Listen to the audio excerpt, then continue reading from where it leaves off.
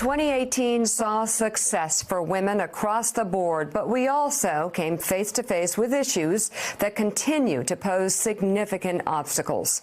Joining me now, Washington anchor for BBC World News America, Katty Kay, author Zainab Salbi, and NBC News Capitol Hill correspondent and host of KCDC, Kasie Hunt. So we saw women running for office in record numbers and record numbers of women winning. What do you think really prompted this influx of women back into politics? Katty Kay, I'll start with you. Look, I think Donald Trump was a big driver here in the United States. We saw just after the president was inaugurated those massive women's marches around the country, women who didn't like the way that he talked about women, women who feared that some of his policies, more conservative policies on health care, for example, might hurt women's interests. And I think that pushed certainly on the Democratic side this big outpouring of women. So we now have over 100 women in Congress. It is a record number, but it's not enough. We still have work to do.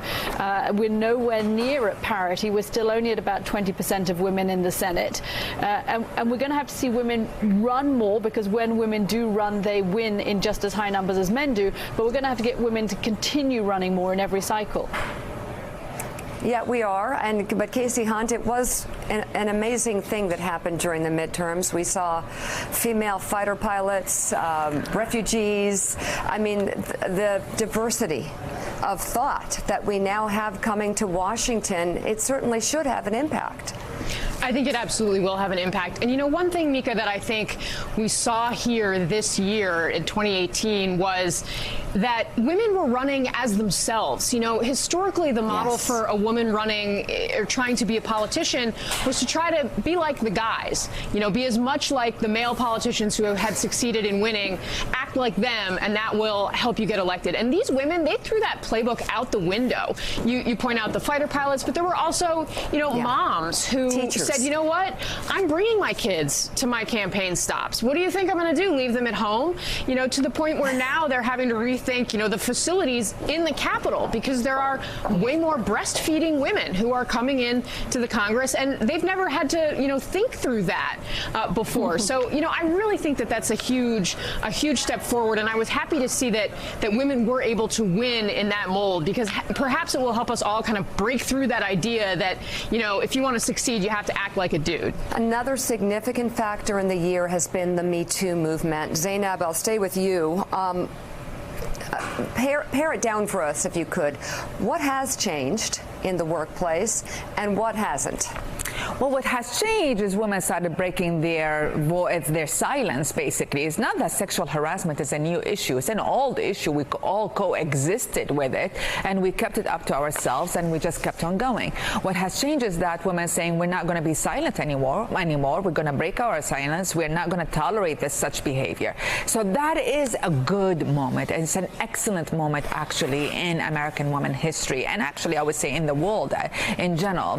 What has not changed, and we really need to still do a lot, not we women and men, is that change in the workspace, in the work infrastructure, in awareness among women and men of what is the new behavior and not what is the new work conditionings are, because that has not evolved. It's evolved from individual women speaking about individual men, and now we need to make it about the culture of workspace and work behavior and how we change that. Exactly. And then, Katty Kay, there, of course, is the existing constant issue of the wage gap, which is the whole reason why Know Your Value exists. But it's the gap still exists. How much of it can women control? I think the fact that it is so persistent and that it's so widespread that this gap exists makes me think we need more on the policy front too. And that is also what's exciting about these women coming into office, coming into Congress, because we know that when women come into office, they do enact policies that can help families and women. And this is a family issue too. This is not just about the women earning more. Their families need those women to earn more as well. They need them to be paid equally to the men who are working around them. You know, I'm hopeful that we can start to change the gap with more women involved who have their voices being heard up on Capitol Hill. Well, it would be very helpful if women were at the top level. And at our San Francisco Know Your Value event, we had Senator Kamala Harris reveal that right now, over the holidays, she's speaking with her family, Casey Hunt, about the potential of running for president. Do you think 2020 could be the year that we elect a female president, and who are the contenders?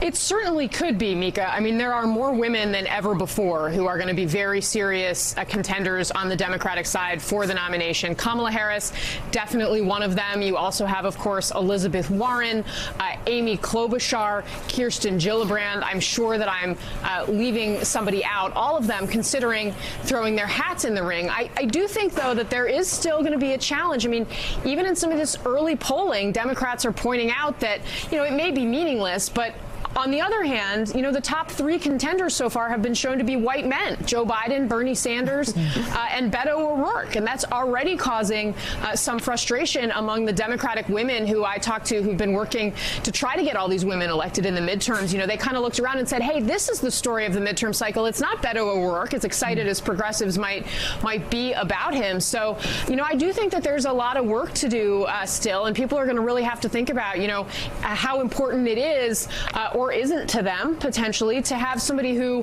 represents a more diverse perspective at the top of the Democratic ticket.